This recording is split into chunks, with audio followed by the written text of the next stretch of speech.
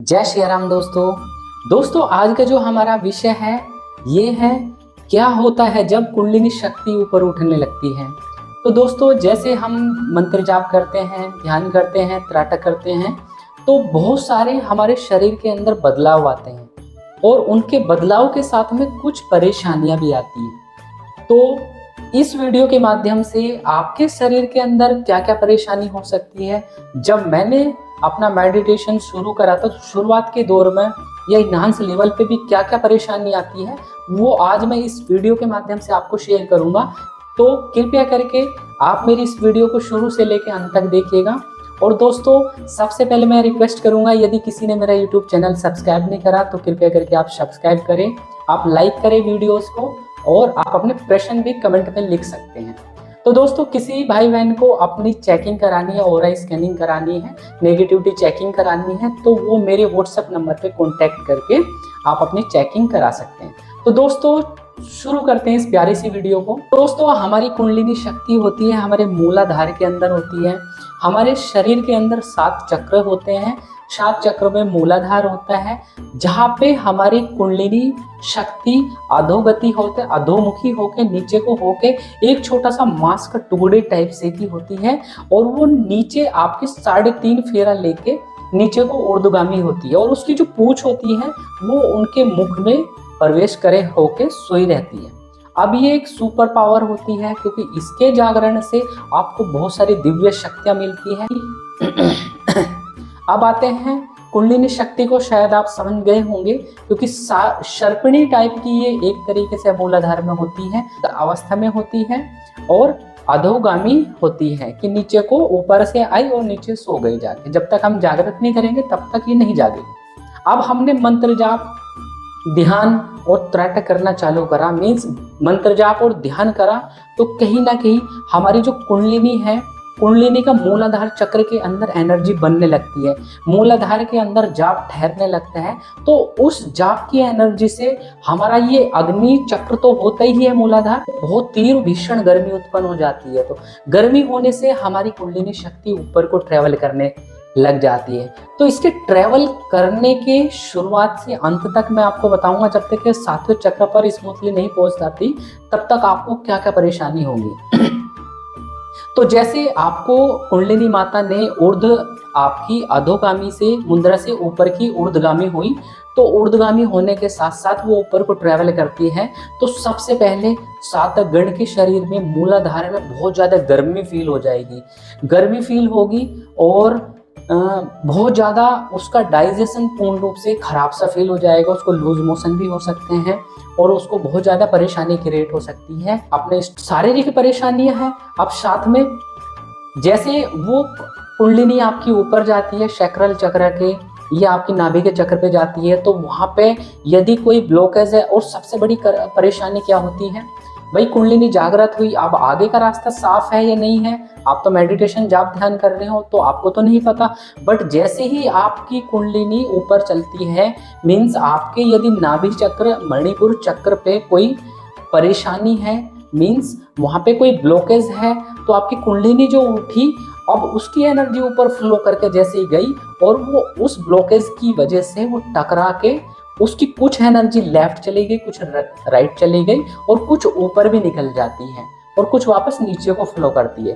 तो जिस जगह पे ये टकराव उत्पन्न होता है वहाँ पे फील आपको ऐसा लगेगा कि आपके पेट के अंदर कुछ चीज चल रही है, कि कुछ मतलब कोई चीज है वो गोला है और आपके पेट के अंदर घूम रहा है। अक्सर आप कुंडलिनी शक्ति का जागरण करते हैं, कुंडलिनी ऊपर ट्रेवल करके ब्लॉकेज से टकरा कर रिफ्लेक्ट जो होती है या रुक जाती है, तो उस जगह कुछ ना कुछ तो साइड इफेक्ट होगा जो कि सूक्ष्म शरीर में जाके होता है। तो उसकी वजह से बहुत सारे व्यक्ति को वहाँ पे ऐसा लगता है जैसे कि वहाँ पे आपको कुछ घूम रहा है, फिर रहा है और कुछ परेशानी। तो ये चीज़ किसी भी व्यक्ति के साथ में होती है तो स्वाभाविक है उसके मन के अंदर एक बेचैनी होगी, घबराहट होगी, वो सोचेगा कि कहीं कुछ नकारात्मक शक्ति तो शरीर के अंदर प्रवेश नहीं हो गई क्योंकि घूमने लगी है। कभी वो घबरा के ये भी सोचेगा कि भाई ऐसी कुंडलिनी जागरण से कोई फायदा नहीं है, इसको यहाँ पे क्लोज कर देते हैं। तो बहुत सारे साधकगण इन एक्टिविटी को सोच के ही वो अपना अध्यात्म जाप ध्यान मेडिटेशन को ही बंद कर देते हैं और जिस कारण उनकी जो सफलता हुई थी, अब एक स्टेट ये आ जाती है, क्या अब वापस उसको सुलाई जा सकती है? तो भाई वो लंबा प्रोसेस है। मेरे साथ में एक पर्सन जुड़ा हुआ है जिसके साथ में उसकी कुंडलिनी जागरण हो चुका है फरवरी के करीब में, बट क्या होता है उसको ऑटोमेटिकली ही क्रिया होने लगी है कुंडली की, जिसकी वीडियो मैं आने वाले टाइम पे बनाऊंगा कि ऑटोमेटिक क्रियाएं कैसे होती है कुंडलिनी के, कि कुंडलिनी किसी भी समय जब हम चाहते हैं तब तो नहीं होगी, और अपने टाइम पे ही रात के समय सोते समय अपने आप ट्रेवल करने लगेगी। हम कुछ काम कर रहे तब तो हमारे शरीर के अंदर बेचैनी होने लगती है, मीन्स हमको झटके लगने लग जाते हैं और ऐसा लगेगा कोई हमारे शरीर के अंदर प्रवेश कर गया है। और इसे होने के बाद में तो व्यक्ति बिल्कुल घबरा जाएगा। तो आपको घबराना नहीं है, कुंडलिनी में ऐसा ही होता है। यदि आप उन ब्लॉकेज को दूर कर सकते हैं चक्रा मेडिटेशन के माध्यम से तो डेफिनेटली आपको लाभ मिल जाएगा। बट यदि नहीं कर रहे हैं या आपके करने के बावजूद भी सही नहीं हो रही, तो तब आपको अपने किसी गुरु या भी किसी जानकार व्यक्ति के साथ में संपर्क करना चाहिए, ताकि वो आपकी ब्लॉकेज को दूर करके आपका रास्ता साफ कर दे। तो रास्ता साफ होने से आपकी कुंडलिनी में शरीर में ऐसे कोई बदलाव आपको फील नहीं होते, और न ही ऐसी आपको कोई परेशानी बिल्कुल भी बॉडी के अंदर फील होती है। अब कभी कभी ऐसी चीजें होती हैं कि हार्ट चक्र पे भी ब्लॉकेज आ जाती है। हार्ट चक्र हमारा अनाहत चक्र होता है, जब यहाँ पे ब्लॉकेज होती है तो ऐसा लगता है कि कुछ छाती पे दबाव सा है, हमारा शरीर पे कुछ अकड़न सी है, हमारी बॉडी नीचे की पूरी टाइट सी हो गई, ये जकड़ ली है किसी ने। मतलब ऐसी फीलिंग आएगी जब आपकी कुंडलिनी ऊपर ट्रेवल करती है, आपके पैर सुन्न हो जाएंगे, आपकी थाई सुन्न हो जाएगी, आपका नीचे का भाग सुन्न हो जाएगा, और जहाँ पे आपकी कुंडलिनी है यहाँ तक आपको बिल्कुल भी नीचे के हिस्से का आभास नहीं रहेगा। तो मतलब आपको शून्यता का भाव आएगा कि नीचे का शरीर है ही नहीं, भारीपन सा फील होगा, नीचे का शरीर भारीपन सा, टाइटनेस, ऐसी एनर्जी जकड़ लेती है। क्योंकि ये कुंडलिनी शक्ति बहुत पावरफुल है, क्योंकि एक वही वाली बात है कि हमने अभी तो 10 वोल्ट के करंट को टच किया था और एकदम से हम 11,000 की लाइन को पकड़ लेंगे तो एक तरीके से धमाका होगा और शरीर खत्म हो जाएगा। तो वही वाला सीन होता है कि कुंडलिनी शक्ति के अंदर बहुत असीम शक्ति है। तो यदि आपको भी ऐसा होता है तो केवल आप चक्रों की ब्लॉकेज को दूर करके आप अपने ध्यान, अपने शरीर को साफ करके या गुरु के माध्यम से इन चीज़ों को सही कर सकते हैं। कुछ साधकगण को ऐसा फील होता है कि उनके गले में कुछ चीज़ें चल रही है, चलता हुआ सा फील होता है, लगता है कि गले में कुछ तो है, गले में कुछ तो है, ये सारी फीलिंग उसको आती रहती है। तो गले में कुंडलिनी शक्ति जब यहाँ पे आती है तो सबसे हमारा विशुद्धि है कि यहाँ से ऊपर जो एनर्जी जाती है वो बिल्कुल क्लीन प्योर होके ही जाती है। जो भी गंदगी होती है कहीं ना कहीं यहाँ पे साफ हो जाती है। इस चक्र के जागृत होने के बाद ही आपके पास में दिव्य शक्ति, दिव्य पावर्स, आपके पास में सुपर पावर्स आने लगती हैं। तो आपके विशुद्धि चक्र पे कभी कभी ऐसा फील होता है तो बिल्कुल भी नहीं डरना है, क्योंकि ऐसे अनुभव होते हैं। कुछ व्यक्तियों के, इवन मुझे ऐसे अनुभव हुए थे जब स्टार्टिंग में नीचे के पैर पूरे सुन्न हो गए, पूरी बॉडी, और मेरे हाथों की उंगलियों से पूरी एनर्जी फ्लो निकल रहा है। मेरे को ऐसा लग रहा है कि भाई मेरी उंगलियों के हाथ की हथेली से, पूरे हाथों से पूरी एनर्जी बाहर फ्लो कर रही है। तो ऐसी भी यदि आपको भी होता है कि आपके हाथों से वाइब्रेशन चल रही है, हाथों से वाइब्रेशन निकल रही है, पैरों से वाइब्रेशन निकल रही है, कि कुछ एनर्जी शरीर से बाहर निकल रही है, तो बिल्कुल घबराना नहीं है। ये भी एक हमारा कुंडलिनी शक्ति का ही पार्ट होता है। कभी कभी विशुद्धि चक्र पे ऐसा भी लगता है जैसे हम ध्यान में बैठे हुए हैं, तो ध्यान में कभी कभी जब हमें आभास होता है तो ऐसा लगता है कि हमारा गला बिल्कुल रुध गया है, गला बिल्कुल, सांस बहुत धीमी हो गई है, हमें सांस नहीं लेने। जब इन चीज़ों को हम ध्यान करेंगे तो एकदम से हमें झटका लगता है, पूरी बॉडी झंझना जाती है और एकदम से हमारी जो एनर्जी ऊपर हो रही थी वो एकदम से अपना वापस सेम लेवल पे आ जाती है।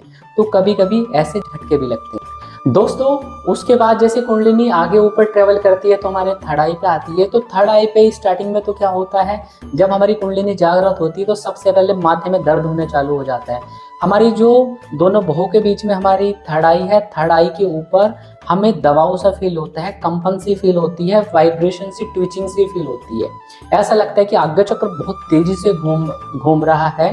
तो स्टार्टिंग में साधकगण सोचते हैं कि भाई अब तो सब कुछ होने वाला है, शायद दृष्टि आपकी खुल जाएगी, बट ऐसा नहीं होता, क्योंकि नीचे की जो एनर्जी फ्लो है वो यहाँ पे आने लगता है, उसके बाद में ऐसे ही होता है। और बहुत से साधकगण एक गलतियां भी करते हैं कि मोस्टली ज़्यादातर सांभवी मुद्रा लगाते हैं, क्योंकि यहाँ पे फोकस करना है। ध्यान करेंगे आंखें बंद करके तो वो अपनी थर्ड आई पे फोकस करने की कोशिश करते हैं, जानबूझ के जबरदस्ती कोशिश करते हैं ताकि वो दर्द फील हो, और उनको दर्द फील होने भी लग जाता है। बट आपको कुछ नहीं करना है, केवल ध्यान लगाना है, नॉर्मल शांत वातावरण, शांत स्थिति, मन को शांत रख के कुछ सोचना नहीं है, कहीं भी फोकस नहीं करना है, केवल दृष्टि पे ही आपको ध्यान लगाना है, बस फोकस नहीं करना। तो फोकस नहीं करेंगे तो अपने आप में चीज़ें बहुत अच्छी हो जाएंगी। बस आपको इस प्रॉब्लम को दूर करने के लिए, यदि आपको भी ज़्यादा दर्द हो रहा है, आप पढ़ नहीं पा रहे हैं, लिख नहीं पा रहे हैं, काम धंधा नहीं कर पा रहे हैं, तो आप उस पर फोकस लगाना छोड़ दो, क्योंकि एनर्जी आएगी, अपने आप वो चीज़ें घटित हो जाती है। तो आपको बिल्कुल भी ऐसे नहीं करना है। अपनी कुंडलिनी माता को आप 7वें चक्र तक लेके जाओ और वापस ट्रैवल कराओ, उनको कोशिश करो कि वो स्थिर हो जाए आपकी आज्ञा चक्र पे, क्योंकि जब आपकी आज्ञा चक्र पे आपकी कुंडलिनी आ जाएगी, नीचे की सारे आपकी ईड़ा पिंगला नाड़ी बढ़िया रहेगी, सुषुम्ना बढ़िया रहेगी, तभी आपके मस्तिष्क की दोनों तत् नाड़ी सत नाड़ी पूर्ण रूप से एक्टिवेट साफ होकर तभी आपका प्रतिबिंब बनेगा, तभी आपको दृष्टि के माध्यम से दिखना चालू होगा। तो दोस्तों, यदि आपके साथ में भी इसी प्रकार की परेशानी होती है तो कहीं ना कहीं आपके साथ में ये चीज़ें घटित होना कोई बड़ी बात नहीं है। ये ध्यान का ही एक पार्ट है, मेडिटेशन का ही एक पार्ट है। इनको कोशिश करना है कि इनकी परेशानी को दूर करके आइडेंटिफाई किया जाए, ताकि अध्यात्म में आप उन्नति करें और पूर्ण रूप से प्रोग्रेस हो। बट आपको इन परेशानियों को देख के बिल्कुल भी उसी जगह स्टक नहीं हो जाना है, रुक नहीं जाना है। लगातार आपको जाप, ध्यान, मेडिटेशन जरूर करना है। यदि ये आप कर लेते हैं तो डेफिनेटली आप कुंडलिनी जागरण दृष्टि खोलने के लिए कर रहे हैं, तो डेफिनेटली आपकी दृष्टि भी खुलेगी, कुंडलिनी का जागरण भी होगा, और वो सारी चीज़ें आप देख पाएंगे। किसी के बारे में कुछ भी आप देख सकते हैं, उसके एस्टल्स बॉडी, उसके चक्रों को, ये सारी चीज़ें आप देख सकते हैं। तो बहुत ही बढ़िया है। तो यदि आपको इस प्रकार की परेशानी आती है, शारीरिक परेशानी आती है, तो उनकी जड़ तक जाने की कोशिश करो कि परेशानी एक्चुअल में क्या है। यदि कुछ भी समझ में नहीं आता है तो आप अपने गुरु के पास जा सकते हैं, उनसे मार्गदर्शन ले सकते हैं, या किसी से भी पर्सन से आप कॉन्टेक्ट करके उस चीज़ों को बैलेंस करा सकते हैं। तो दोस्तों, इसी तरह की वीडियो देखने के लिए आप मेरे यूट्यूब चैनल को सब्सक्राइब करें, शेयर करें, और कमेंट में आप अपने क्वेश्चन भी लिख सकते हैं। और कुंडलिनी शक्ति के बारे में आप कुछ भी पूछना है यदि, और हाँ और दोस्तों, यदि आपको यही समस्या होती है आपके बॉडी के अंदर, आपको भी ऐसे ही फील होता है, तो डेफिनेटली आप कमेंट में लिख के जरूर बताइएगा कि आपको भी ऐसी ही फीलिंग होती है, क्योंकि ये मेरे खुद के अनुभव है। ऐसा स्टार्टिंग में हुआ, मैंने मेडिसिन भी बहुत खाई थी। तो यदि आपके साथ भी होता है तो डेफिनेटली आप कमेंट में अपना एक्सपीरियंस लिखिएगा। और मेरे द्वारा जो बताई गई है, आज्ञा चक्र पे फोकस नहीं करना है। चक्रों की मेरी एक वीडियो बनाई हुई है ऑलरेडी, चक्रों को कैसे, अवरोधों को दूर करा जाए, ब्लॉकेज को कैसे दूर करें, आप उस वीडियो को भी वॉच कीजिएगा। उसके अंदर आप चक्रों को बैलेंस करेंगे, और बैलेंस करके आपकी बॉडी को पूर्ण रूप से साफ तरीके से आप रख के अच्छे तरीके से कुंडलिनी जागरण कर सकते हैं। और कुंडलिनी, तो दोस्तों, मेरी वीडियो को देखने के लिए आपका बहुत बहुत धन्यवाद। मेरे चैनल को सब्सक्राइब करें, शेयर करो, इसी तरीके से प्यार अपना बनाए रखें, और आपको राम राम।